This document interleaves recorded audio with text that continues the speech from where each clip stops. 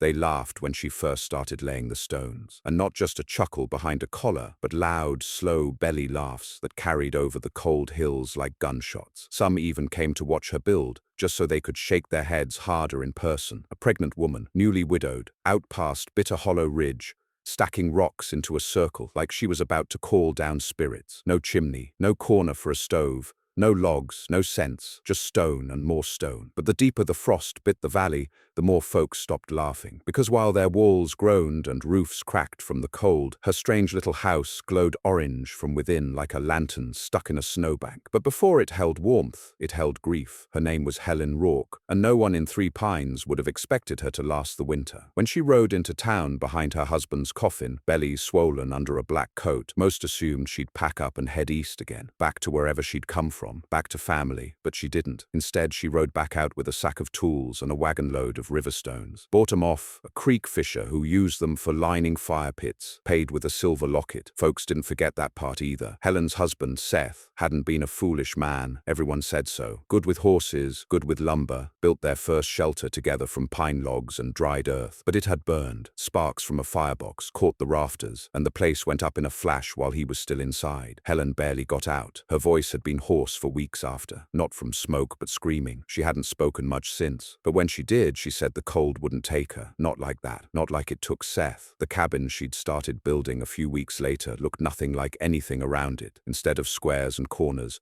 she stacked stone in a slow, spiraling curve, forming a thick rising ring, one layer at a time, with mortar she made from clay, ash and spit. No one helped her. Some tried at first, but she said no. She worked slow and stubborn, resting often, cradling her belly like it was the last flame left in her, and all the while the air got colder. By the first freeze, her cave, as folks called it, was almost done. She lined the inside with packed dirt, shaped a vented trough in the floor, and built a domed roof using thinner stones she'd chipped herself. No one understood it. No flue, no hearth, no windows, just a thick wooden door cut from her barn's last standing wall, and a strange little chimney hole in the center of the ceiling that didn't seem to connect to anything, just a dark, narrow tunnel up through the top. "She's gone soft," murmured men with frostbitten hands. "Grief'll do that." But she wasn't soft. She was furious. Furious at how fast life could tear itself apart. Furious that Seth died building a fire to keep her warm. Furious at the cold. Not just the weather, but the way people got colder when you lost everything. Women whispered behind her back, called it unnatural, said she should have left with the circuit preacher when he offered her a spot in his covered wagon. But Helen didn't listen. She never even blinked when they tried to shame her, just worked. By mid-December, the hills had iced over like glass, wood split in piles, fences groaned,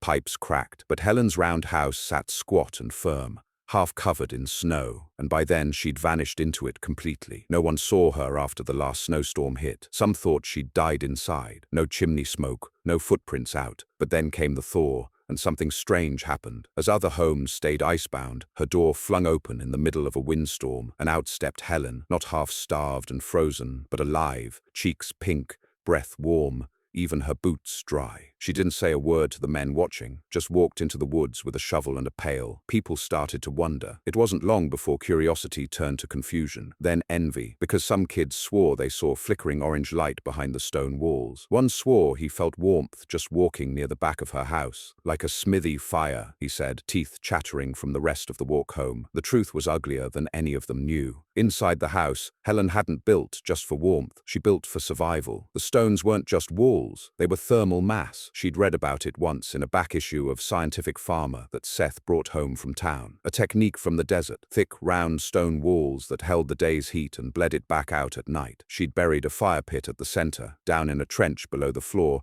and lined it with riverstone too. At night she'd light a small fire, burn it slow, then shovel ashes over it and let the stone do the rest. Her vent tunnel drew out the smoke without losing heat, and the round shape, it kept the wind from clawing her to death, like it did every other square house in the valley. It was primitive and brilliant, and almost killed her to finish, because no one saw how she collapsed after laying the last roof stone, how she coughed blood onto the packed dirt and curled up beside the fire pit, ribs aching. The baby kicked harder than ever that night, and she swore she felt Seth's hand on her shoulder in the dark. But it wasn't him, just her own tears. By the time January came, the town was full of sickness, flu, frostbite, fever. One man lost 3 fingers just chopping wood. Another family's roof collapsed under ice. A young girl suffocated when her mother sealed the windows too tight. And that's when the midwife came knocking. Her own home was nearly frozen through. She'd heard Helen might still be alive, and more than that, still pregnant. No one knew what passed between them when Helen opened the door, only that the midwife returned to town with steam in her coat and hope in her eyes. "She's warm in there," she said, almost in disbelief. "Warmer than any of us." That was the moment people stopped laughing and started to knock. Helen didn't answer many of them. She let the children come in once, bundled tight,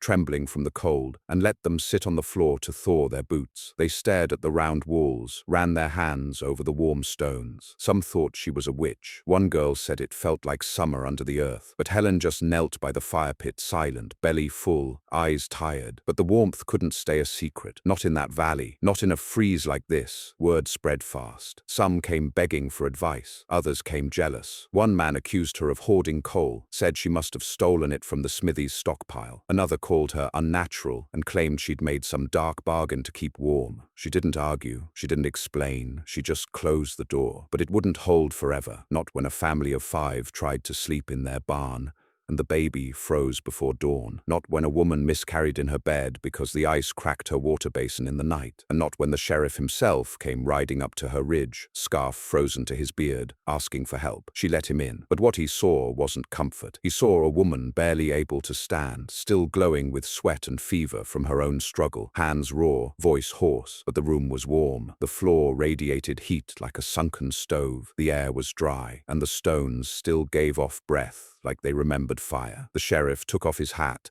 held it to his chest, and said what no one else had. "How did you know this would work?" Helen, eyes sunken but proud, just whispered, "I didn't. I just couldn't let it fail." But the real test hadn't come yet. The freeze was still deepening, the snow still growing, and the roundhouse, though warm, would soon be tested beyond anything she'd imagined, because the worst night of the winter was still coming. And Helen wasn't the only one fighting for life anymore. It came in the dead of night, without warning. No slow wind rising, no eerie stillness before, just a wall of shrieking cold and a sky turned white by rage. Snow didn't fall that night. It lunged. Thick sheets swept over the valley with such violence, it broke fences clean in two, carved paths through rooftops, and silenced even the wolves. Some said it dropped 40 degrees in less than an hour. Others said they saw trees crack in half like firewood under a splitting axe. But Helen didn't see any of it. She was deep inside her stone chamber, shaking with pain. Her time had come, and the baby wouldn't wait for spring. The wind howled outside like a wounded beast. Snow pulled against the round walls like a siege. But inside, the stones still bled heat from the fires of the day before. The coals in the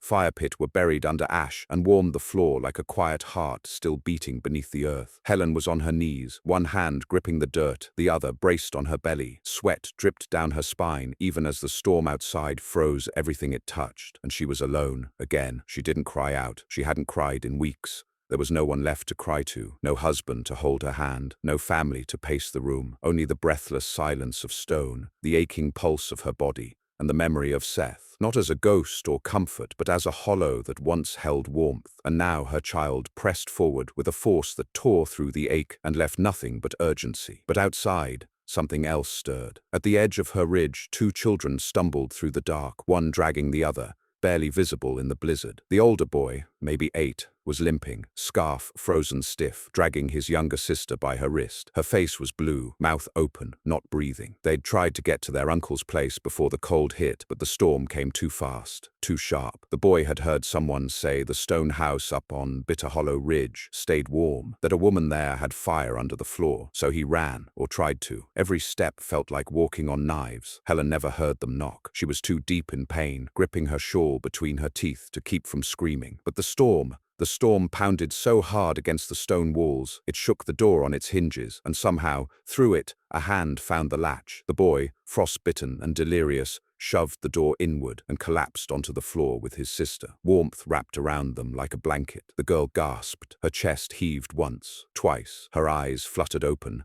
and for the first time in hours, she moved. Her skin, pale as snow, began to blush with life. The boy blinked through tears. He didn't even realize they were inside, didn't see the glow from the stones, didn't see the flicker of Helen's lamp. He just curled around his sister and sobbed into the warmth. Helen turned her head. She thought it was her mind cracking from the pain, that the cries were her own echo. But then she saw them, and something inside her snapped into focus. She tried to rise, failed, crawled instead, pulled herself across the warm dirt floor, one elbow at a time, until she reached the children. Her hand found the boy's cheek, ice. Her fingers pressed to the girl's wrist, a pulse, barely. She didn't have time to think. She pulled them closer to the fire pit, wrapped them in her second blanket, and pulled a sheepskin over their bodies. They huddled like pups against her side. And then the contraction hit. This one split her in two. She fell to her side, mouth open, gasping like a fish on dry land. But she didn't scream. She couldn't, not with the children beside her. She clenched her fists and pushed her back to the stones,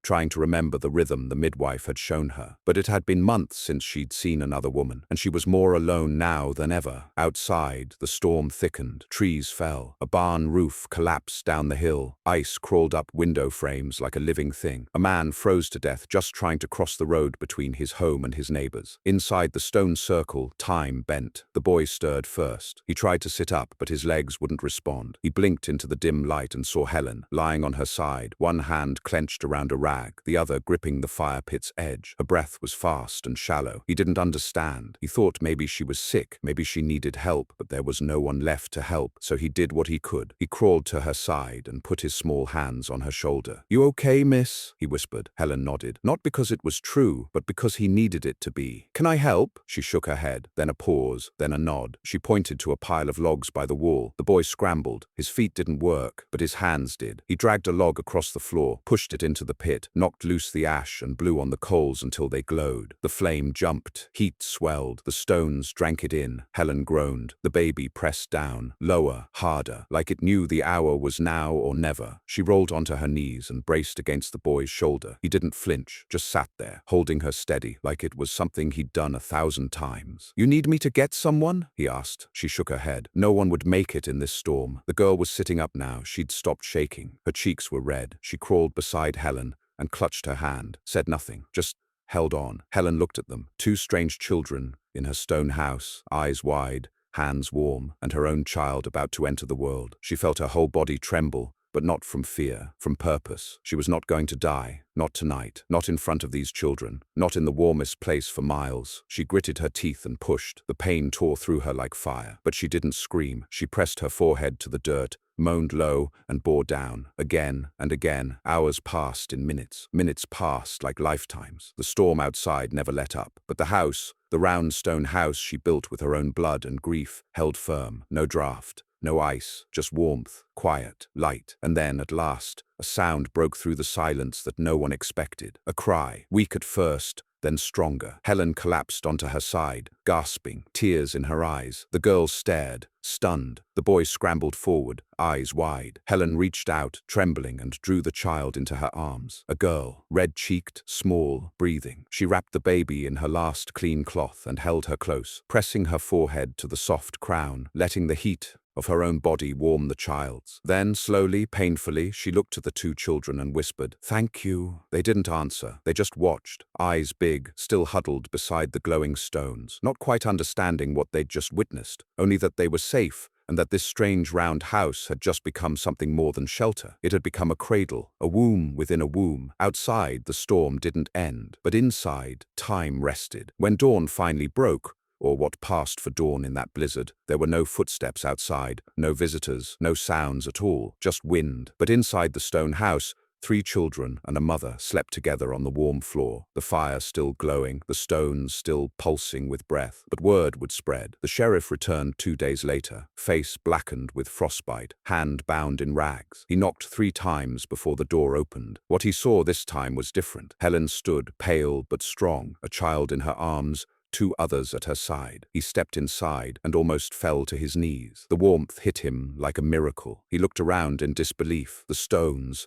the shape, the air. It was like walking into spring. He pulled off his gloves and held them to his face, just to feel something again. "How?" he murmured. How is this possible? Helen didn't answer. She only turned and poured a cup of water from a clay jug, warm water, and handed it to one of the children. But it wouldn't stay quiet for long. Down in the valley, families were at the brink. The church had frozen through. 2 more children had been lost, and soon the town would come crawling, not with laughter, but with desperation, because the widow they'd mocked had done something no one else had. She'd survived. But survival, Helen knew, came with a price, and the stone house, for all its strength, could only hold so much. And the world outside, for all its cruelty, wasn't done yet, not by a long shot. By the 3rd week of the freeze, the entire valley had gone quiet in a way that made men think of graves. There were no sounds from the sawmill anymore. The water wheel had frozen solid. The schoolhouse hadn't opened its doors since before New Year's. Every morning, smoke failed to rise from more chimneys. Dogs had gone missing. Chickens froze on the roost. No one went to fetch mail. No one crossed paths in the lane. Folks who used to nod to each other over fence rails now watched from behind frost-fogged windows, wrapped in wool, praying their walls would hold one more night. That was when the knock came at Helen's door. It was not the first, nor the second, but this one was heavier, slower. It didn't beg or plead. It simply waited, a steady thump, like someone too proud to ask for mercy, but too broken to pretend they didn't need it. Helen had barely slept. Since the night her daughter was born, the night the 2 children stumbled through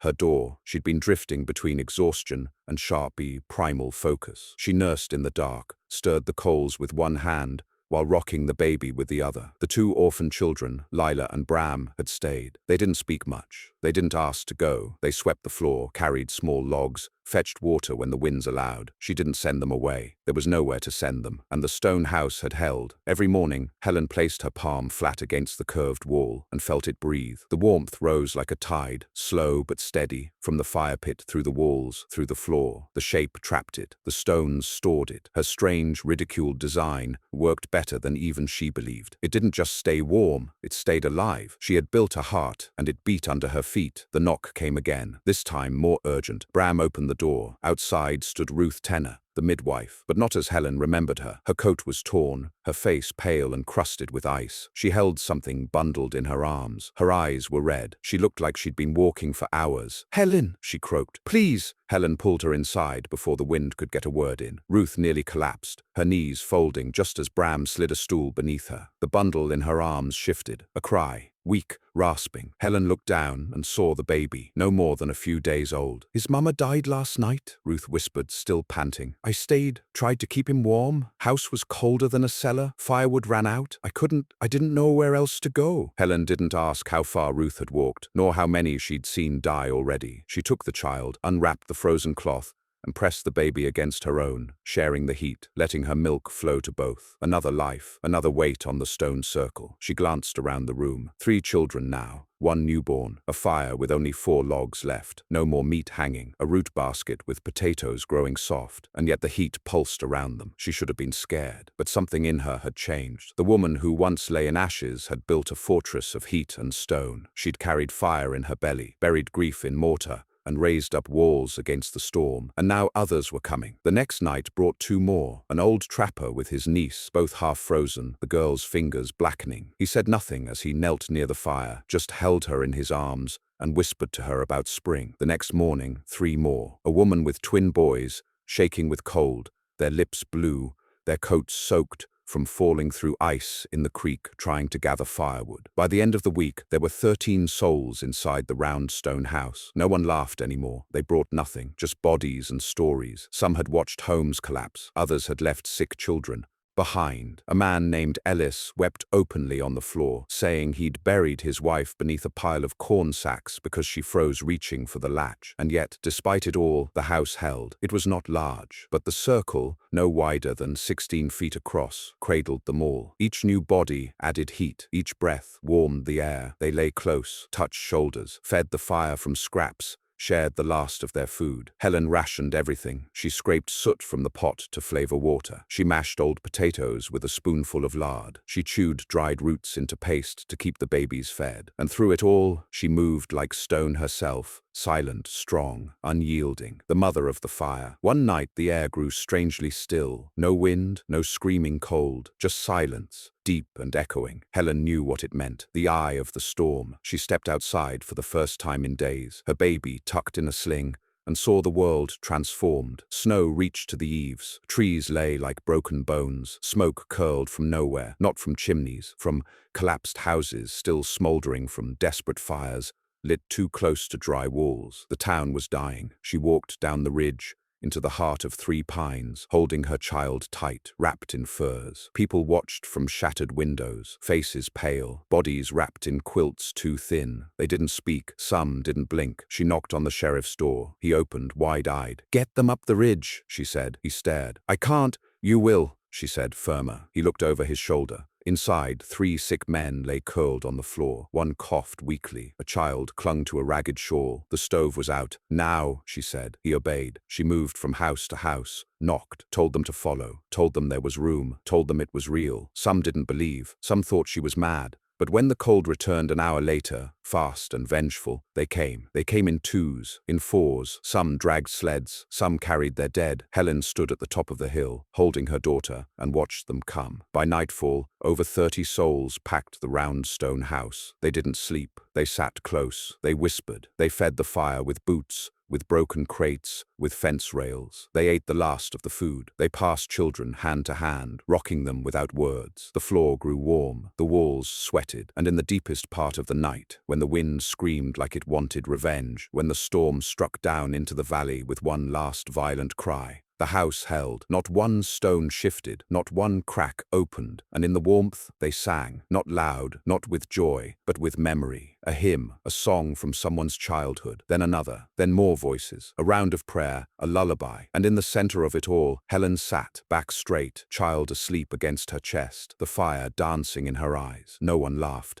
anymore, because now they understood. She hadn't just built a house, she'd built defiance, a circle of stone to spit in the eye of the freeze, a womb where life could begin again. The storm didn't break with dawn, it broke with silence. Somewhere past the 3rd week, no one could tell what day it was anymore. The wind gave out all at once, as if it had clawed itself to death against the ridge and was too tired to scream anymore. The sky didn't brighten so much as it stopped boiling. The snow stood still, hard-packed, like dried plaster over every slope. It didn't melt, but it didn't move. And in that sudden stillness, the stone house on Bitter Hollow Ridge stood tall like a monument to the impossible. Inside, the air no longer stung the lungs. The fire still crackled. Faces no longer looked blue and sunken, but everyone was thinner, quiet. The food was gone, all of it. And the round room that once smelled like warm clay now stank of sickness, sweat, and desperation. Children sat huddled together, too tired to cry. Men slept sitting up. Women rocked infants with dry eyes. The warmth had saved them, but the warmth couldn't feed them. Helen knew it first. She had known it for days. She was the one who counted the roots down to the last shriveled knot, who boiled every last sprig of dried onion, who took the heel of the last loaf and gave it to the trapper's niece without blinking. She had the strength of someone who'd already accepted what others hadn't yet whispered. They would not all make it unless something changed, unless something,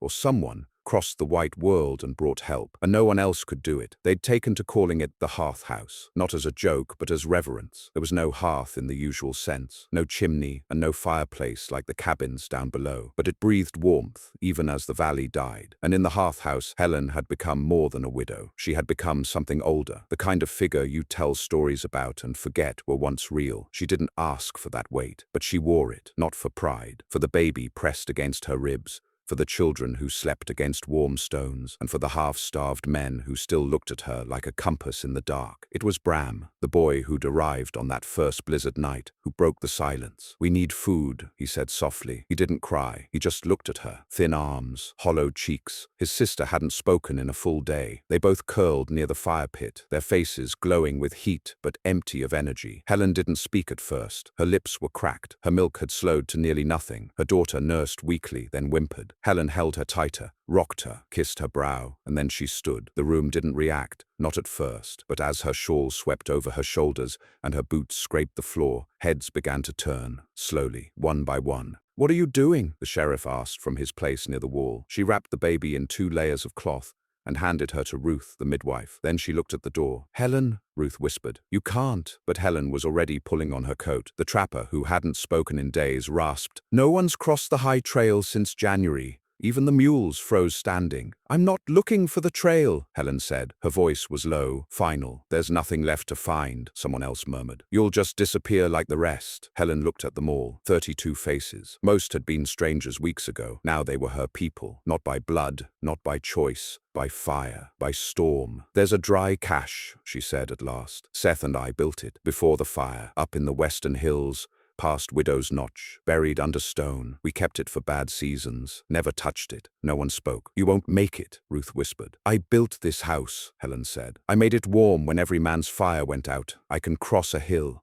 Then she opened the door. The cold was immediate, not sharp, not screaming like before, but endless. The kind of cold that doesn't ask for permission. It simply begins to take. The snow was waist-deep in places, crusted on top, soft beneath. The sky was pale as death. Not white, not grey, just the color of surrender. Helen tied her shawl tight, gritted her teeth, and stepped out. Behind her, no one followed. She didn't look back. Step by step, she made her way down the ridge. Her legs buckled twice. She fell once into a snowbank and couldn't feel her fingers for minutes. But she didn't stop. She pushed toward Widow's Notch, a place most men only visited in dry months. It was steep, narrow, and full of shale. But she remembered the trick. Hug the right-hand slope. Keep your weight forward, and trust the stones. She could barely see, but she didn't need to. She remembered. Every tree, every rock, every time Seth had whistled while they carried sacks of grain up to the cache, and laughed about it being their secret winter throne. She remembered where he kissed her that spring, her back pressed to the cool stone of the hill. She remembered burying the cache under a slab shaped like a boot print. She found it just before she collapsed. The stone was nearly invisible under snow, but she felt for it. Hands raw, nails splitting, dug with numb fingers, then with a stick, then with both hands again. She was crying, but didn't know it. The slab moved. Beneath it, sacks, oilcloth wrapped, dry, sealed, jerky, beans, flour, salt pork, even coffee. She didn't cheer. She didn't weep with relief. She filled a sack and turned to go. The return was worse. By the time the snow began to recede in long, thin veils down the valley's spine, the house on Bitter Hollow Ridge had stopped being a curiosity. It was no longer the widow's folly or the strange round hut that drew sneers and laughter. It had become the place people pointed toward with quiet reverence, the place parents whispered about to their children while pulling blankets tighter. It had become, in every way that mattered, something sacred, a shelter made not from timber or tradition but from stubborn defiance, from grief and grit and stone. The thaw came slow that March, biting its way through layers of ice like a blade on wet rope. Days grew longer, but not kinder. Roads remained choked with mud and meltwater. The air still stung the throat in the mornings, and though the worst of the freeze had passed, the town below wore its wounds plain. Dozens of cabins collapsed, livestock dead, half the wells shattered by frost, families torn thin by hunger and despair. But up the ridge, the hearth house stood firm, not untouched, but undefeated. The last of the food Helen had hauled in was gone now. They'd boiled bones, ground acorns into paste, and chewed pine bark to keep the children fed. But no one died, not a single soul. 32 people walked into that stone circle, and all 32 lived to step back out. That was the miracle. Not fire from heaven, not divine mercy, just heat, slow, steady, earned heat, the kind that comes from stones stacked with purpose and pain. It wasn't until the second week of March that people began to return to their homes, slowly, grudgingly, as if they feared leaving would make the warmth vanish, that stepping away from the round walls would undo the magic. Some lingered longer. The trapper and his niece stayed until the girl's hands had color again. Bram and his sister never once asked to leave, not even when wagons returned to the valley, not even when their aunt came calling. "She's our ma now," Bram said simply. No one challenged it. Helen, for her part, spoke little in those final days. Her voice had grown ragged from weeks of rationed water and midnight stories whispered to keep children from crying. Her hands were scarred, fingers thick with cracked skin and callus. She moved stiffly like a stone statue that had chosen to bend rather than break, but her eyes burned brighter than they ever had before. One evening, as the light sank behind the ridge and smoke from the fire pit curled lazily into the vent tunnel, she sat outside the house for the first time since the worst night. Ruth sat beside her, holding the baby. "I remember," Ruth said, "when you rode back into town that day after Seth died. Everyone said you'd go east, said you'd never make it alone, said—"